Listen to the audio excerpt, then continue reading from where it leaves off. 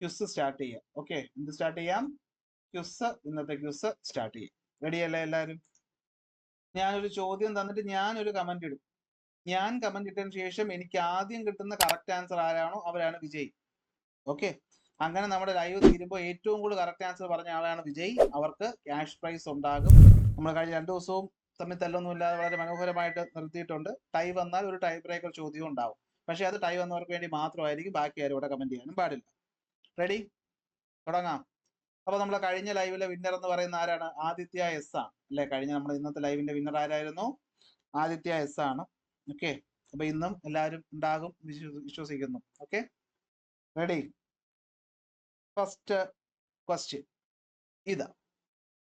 A few moments later. So നമ്മുടെ ഇന്നത്തെ live ഇവിടെ അവസാനിച്ചിരിക്കുന്നു. അപ്പൊ ഇന്നത്തെ വിന്നർ എന്ന് പറയുന്നത് ആരാണ്? ഏറ്റവും കൂടുതൽ ആൻസർ പറഞ്ഞത് വീണ്ടും ആദിത്യ എസ് ആണ് ഇന്നത്തെ വിന്നർ ആയിരിക്കുന്നത്. ഓക്കെ,